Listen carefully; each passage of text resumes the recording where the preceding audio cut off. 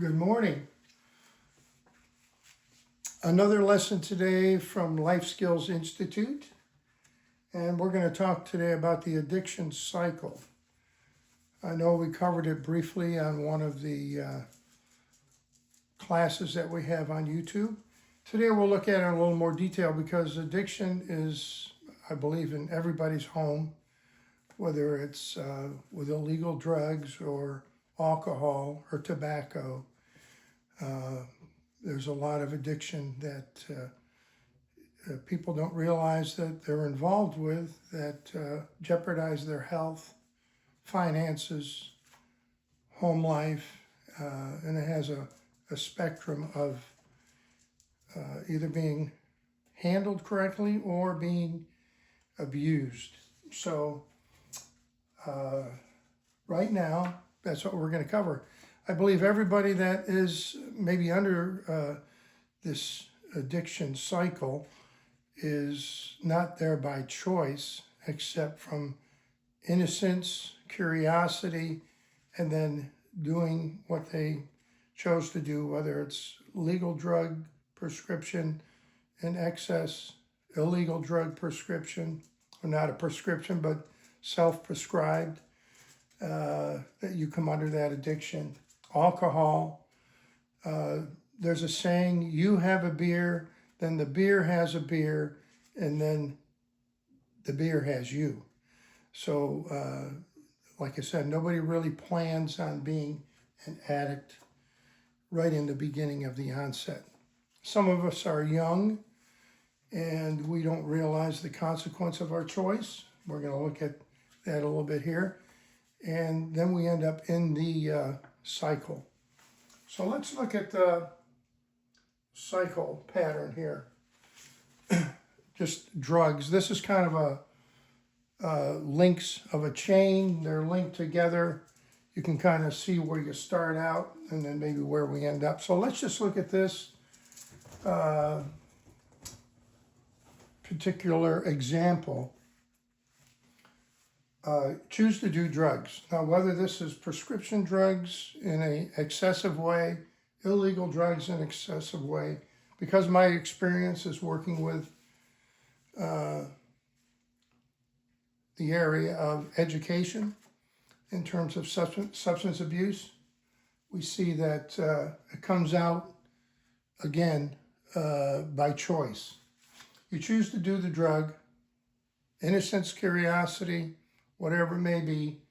Your first beer could have been offered to you by your older brother, older sister, an uncle, an aunt, your own parents, and you thought it was cool. Well, when you're in the beginning of the cool stage, you are not really an addict until you start choosing to continue a supply. That supply is, you get it from a dealer, you get it from the drugstore, grocery store, if it's alcohol. Tobacco, for example, you can buy in your corner stores, Circle K's, 7-Elevens, corner store, gas stations, whatever.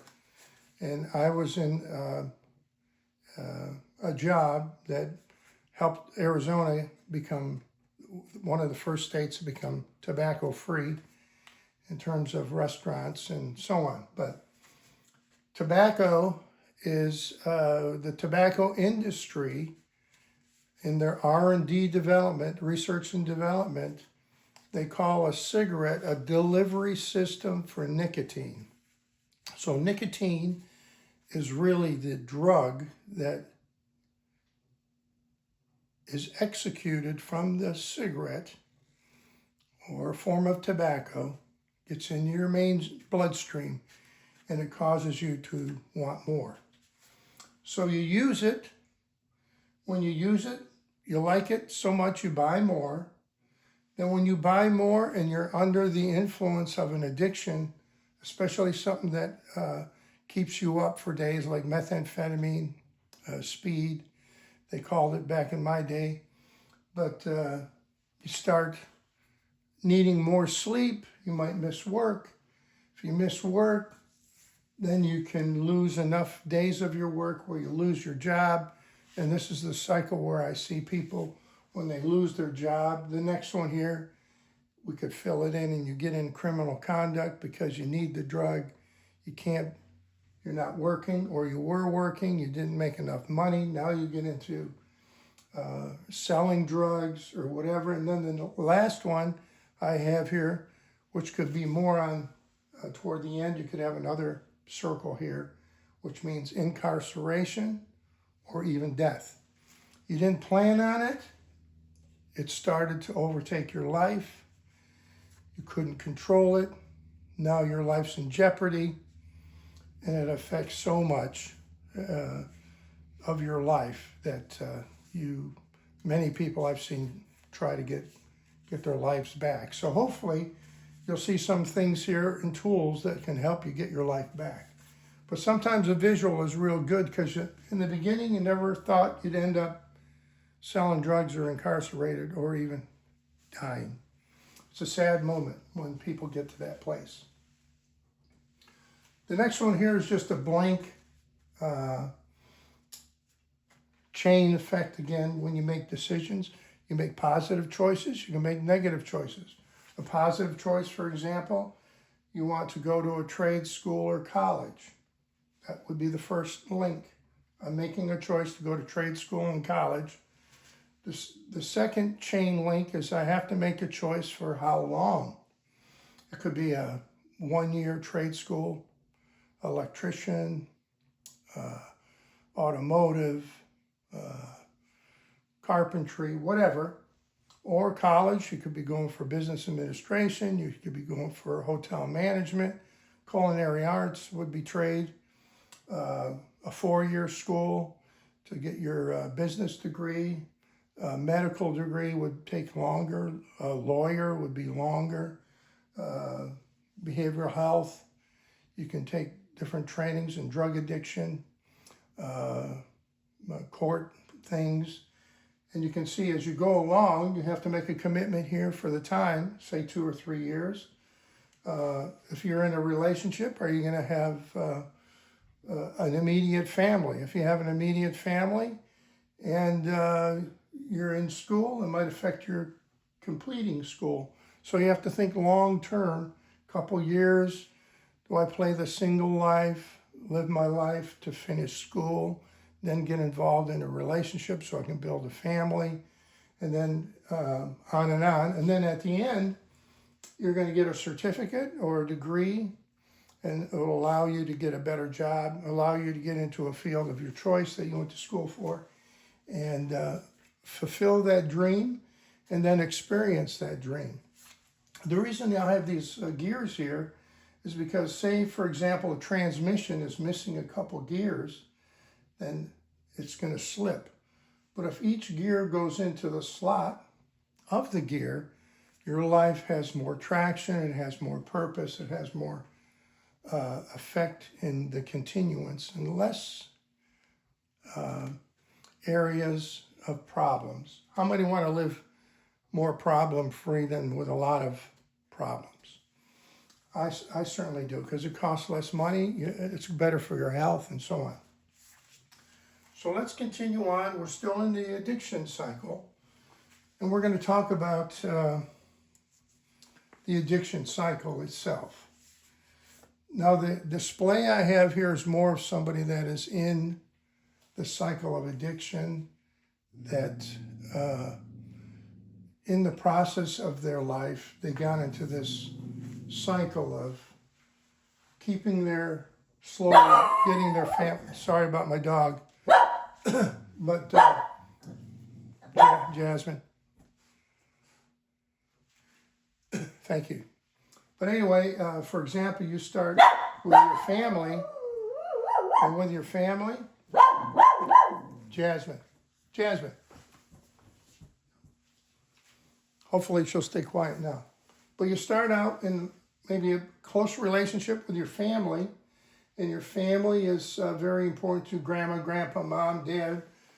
Maybe you're not married at the time, but you eventually get married. You have your spouse, you have children, aunts, uncles, neighbors, co-workers, etc. Now you start using a drug, for example, say it's methamphetamine. Up here you start using, you realize maybe you're a weekend warrior, you're using it on the weekend, and it's kind of like your journey for fun, and never anticipating again that you were going to become an addict.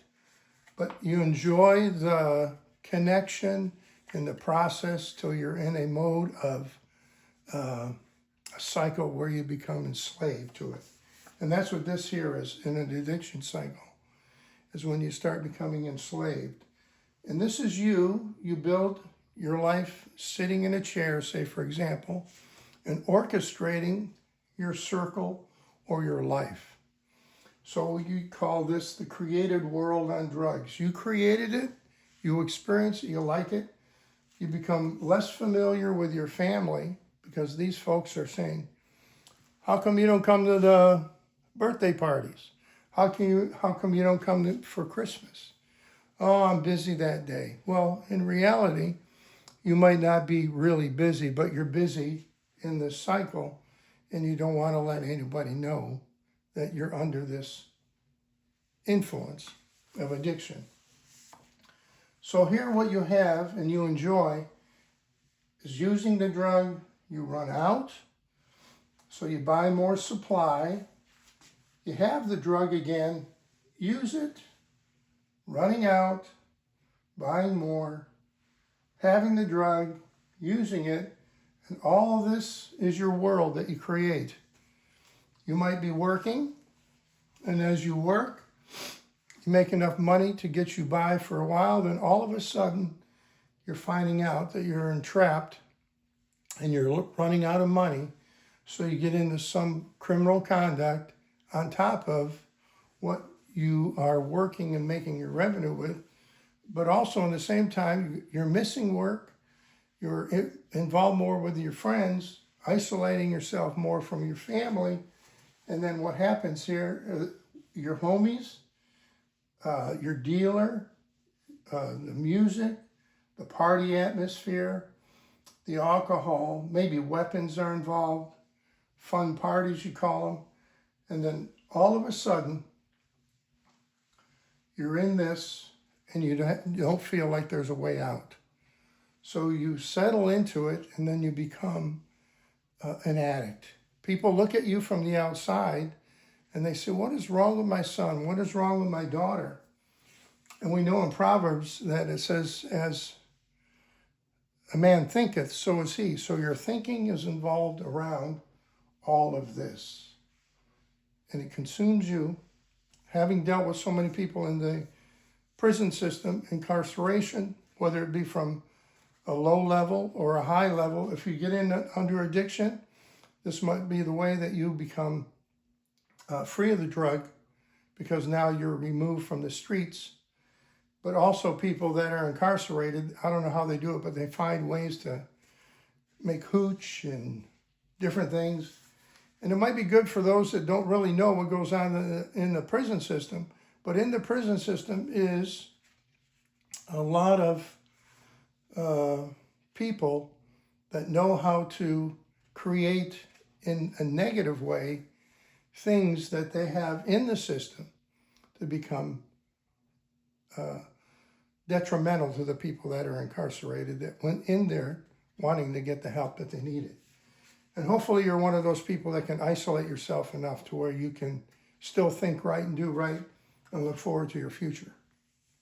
But here's what happens, again, is the cycle often leads to criminal conduct ending in incarceration or even death, which maybe you never did choose to do. But these people here, you want a letter from them, and they don't write you a letter while you're incarcerated. Whether it's grandma, grandpa, mom, dad, and you have to ask yourself, what is the reason why they don't write me a letter? The reason why they don't write you a letter is because you hurt them for so long, and they try to help you, and they don't know if they can trust you while you're in there for the next time when you get out. And this is what makes life even more difficult after you serve your time, after you make the choice to be sober, And then you have, say for example, a record. Once you have a record, it affects where you rent, getting a job, on and on and on. I'm here to help if you want some beneficial information that might be able to help you if you're in this situation. I'm teaching this stuff because it's not really taught in school. It's not really taught in colleges. We don't have a manual for life that shows us the very negative consequences of what happens when people get involved in addiction. And there's other types of addiction, for example. There could be an addiction to gaming, gambling. Up here, you have places to go to gamble. Right here, you're using your money. Now you ran out of money, but you still want to gamble so that you can have some fun. And then in all this circle here, again, becomes a vehicle, the gambling vehicle, to remove you from the people that love you the most because of your addiction. Another form of addiction could be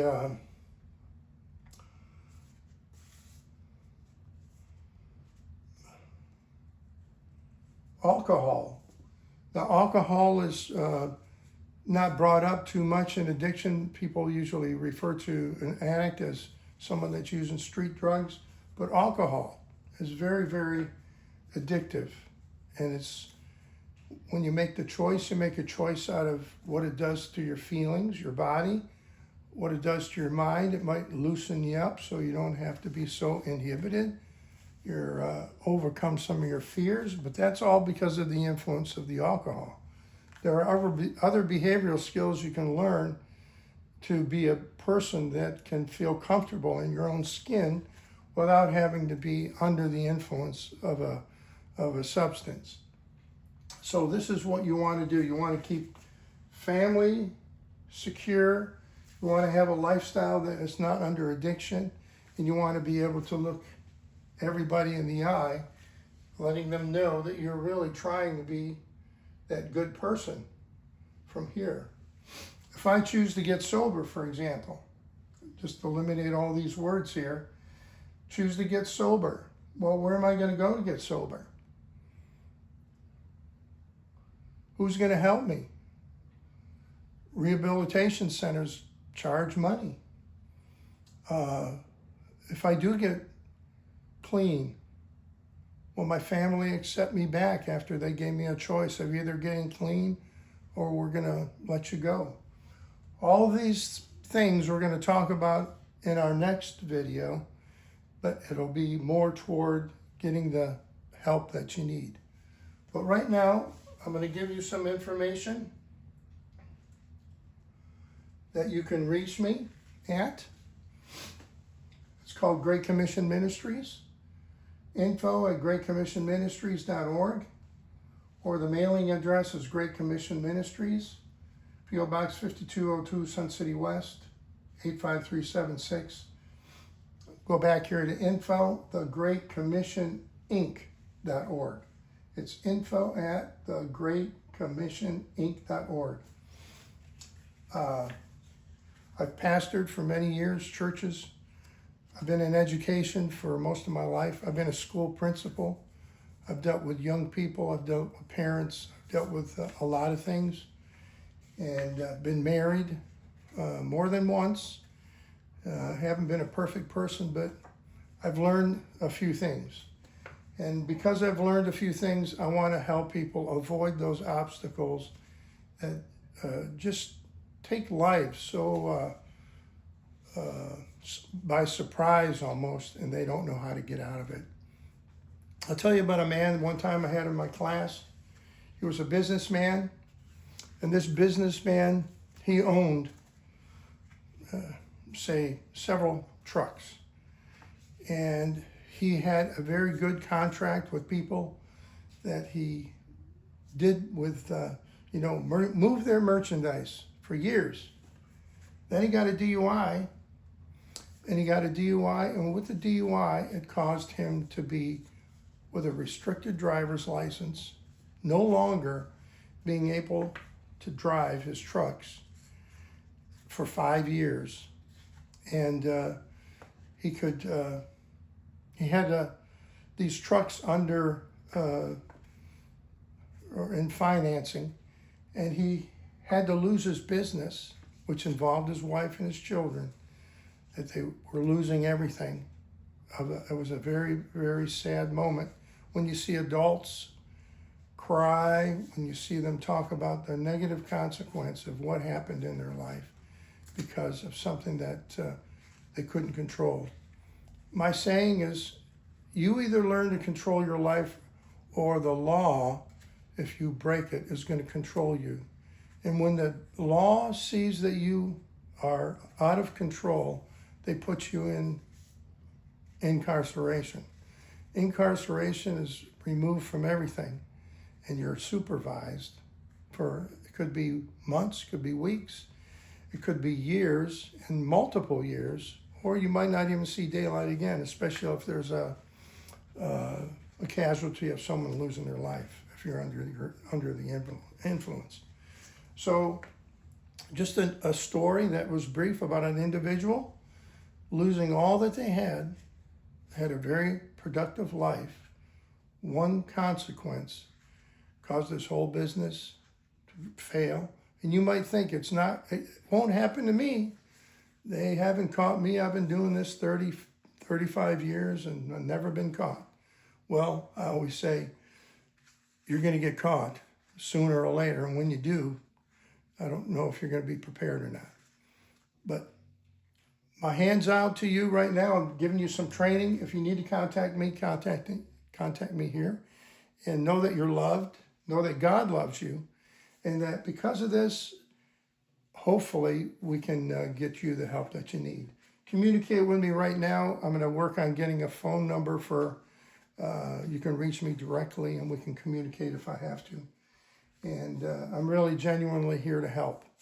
So God bless you all. We'll talk soon.